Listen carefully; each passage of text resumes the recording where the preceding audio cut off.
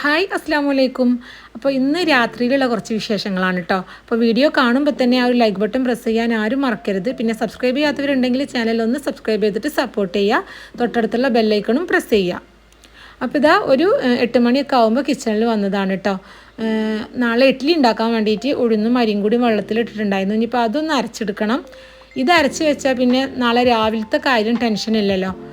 എന്താ കടി ഉണ്ടാക്കുക അങ്ങനത്തെ ടെൻഷനൊന്നുമില്ലല്ലോ. പെട്ടെന്ന് തന്നെ എടുത്ത് ഉണ്ടാക്കാനല്ലേ ഉള്ളൂ. അപ്പോൾ വേഗം ഇഡ്ഡലിക്കുള്ളതൊന്ന് അരച്ച് വെക്കട്ടെ കേട്ടോ. പിന്നെ ഇത് കുറച്ചധികം അരക്കുമ്പോൾ കുറച്ചധികം അരച്ച് വെക്കും. അപ്പോൾ നാളെ ഇഡ്ഡലി ആണെങ്കിൽ അതിൻ്റെ പിറ്റേ ദിവസം ദോശ ഉണ്ടാക്കും. അപ്പോൾ അങ്ങനെയാണ് കേട്ടോ ചെയ്യൽ. ഇഡ്ഡലി മാവ് നമ്മൾ ഇതുപോലെ അരച്ചതിന് ശേഷം കൈ വെച്ചിട്ട് നല്ലോണം ഒരു 5 മിനിറ്റ് ഇതുപോലെ മിക്സ് ചെയ്യുകയാണെങ്കിൽ നല്ലോണം പൊന്തി കിട്ടും കേട്ടോ. നല്ല പെർഫെക്റ്റ് ആയിട്ട് വരും. ഇനിയിപ്പോൾ അത് അടച്ച് വെച്ചിട്ട് അവിടെ ഇരിക്കട്ടെ.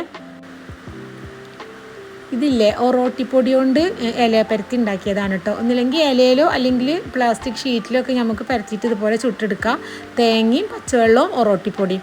പിന്നെ കണ്ണൂർ ഒറോട്ടിപ്പൊടി ആകുമ്പോൾ ചൂടുവെള്ളത്തിൻ്റെ ആവശ്യമില്ല. ഇങ്ങനെ തന്നെ ചുട്ടാൽ നല്ല സോഫ്റ്റ് ആവും. നല്ല ടേസ്റ്റുമാണ് കേട്ടോ. കഴിക്കാൻ കറിയൊന്നും വേണമെന്നില്ല. അങ്ങനെ അത് ചുടലൊക്കെ കഴിഞ്ഞിട്ട് പിന്നെ ഇനിയിപ്പോൾ നാളെ ഇഡ്ഡലിക്ക് സാമ്പാർ ഉണ്ടാക്കാൻ വേണ്ടിയിട്ട് അതിലേക്കുള്ള തേങ്ങ ഒന്ന് വറുത്ത് വെക്കുകയാണ്.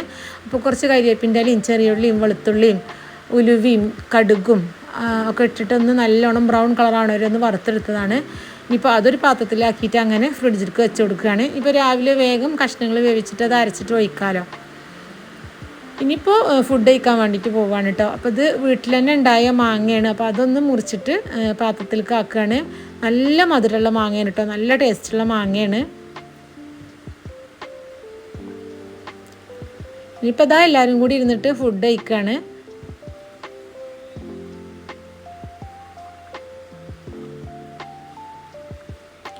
അങ്ങനെ ഫുഡ് കഴിക്കലും കാര്യങ്ങളൊക്കെ കഴിഞ്ഞു. ഇനിയിപ്പോൾ കുറച്ച് പാത്രങ്ങൾ കഴുകി വെക്കാണ്ട്. അപ്പോൾ അതൊക്കെ ഒന്ന് കഴുകി വെക്കുകയാണ് കേട്ടോ. കുറച്ച് പാത്രങ്ങളൊക്കെ അതുപോലെ കഴുകി വെക്കും. പിന്നെ കുറച്ച് ഡിഷ് വാഷറിൽ അങ്ങനെ ഫില്ല് ചെയ്യുകയാണ് കേട്ടോ ചെയ്യൽ. അങ്ങനെ നോൺ സ്റ്റിക്ക് പാനുകളും കാര്യങ്ങളൊക്കെ ഞാൻ അങ്ങനെ കഴുകി വെക്കലാണ്. അതും അതിലിട്ടാൽ കുഴപ്പമില്ല. ഡിഷ് വാഷർ സേഫ് ആണെങ്കിൽ കുഴപ്പമില്ല. എന്നാലും നോൺ സ്റ്റിക്ക് പാനുകളൊക്കെ ഞാൻ അങ്ങനെ സിങ്കിൽ നിന്ന് അങ്ങനെ കഴുകി വെക്കലാണ്. ബാക്കിയുള്ള പാത്രങ്ങളൊക്കെ ഡിഷ് വാഷറിൽ ഇടുകയാണ് കേട്ടോ ചെയ്യുക. അങ്ങനെ ഇതാ പാത്രങ്ങളൊക്കെ കഴുകിക്കഴിഞ്ഞ് സിങ്കിൻ്റെ ഭാഗവും ക്ലീനാക്കി.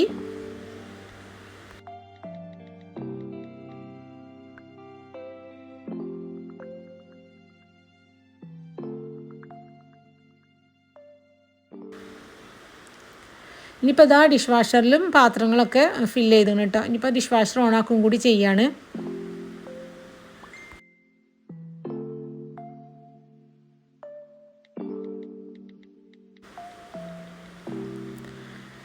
അതൊക്കെ കഴിഞ്ഞ് പിന്നെ ഇതാ ഇനിയിപ്പോൾ കിച്ചണ് മൊത്തത്തിലൊന്ന് ക്ലീൻ ആക്കി ഇടാണ്ട്. രാത്രി നമ്മൾ കിടക്കുമ്പോൾ കിച്ചൺ ഇതുപോലെ ക്ലീൻ ആക്കാതെ കിടന്നാലാണ് കേട്ടോ പ്രാണി അങ്ങനത്തെ കാര്യങ്ങളൊക്കെ കിച്ചണിൽ വരിക, ഉറുമ്പൊക്കെ.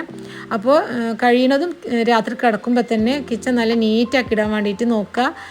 അപ്പോൾ ഇന്നത്തെ ഈ ഒരു വീഡിയോ ഇത്രേ ഉള്ളൂ. എല്ലാവർക്കും ഇഷ്ടമായി എന്ന് വിചാരിക്കണം. ഇഷ്ടമായിട്ടുണ്ടെങ്കിൽ എന്തായാലും ലൈക്ക് ചെയ്യാനും ഷെയർ ചെയ്യാനും എന്തെങ്കിലും കമൻറ്റായിട്ട് അറിയിക്കാനും മറക്കരുത്.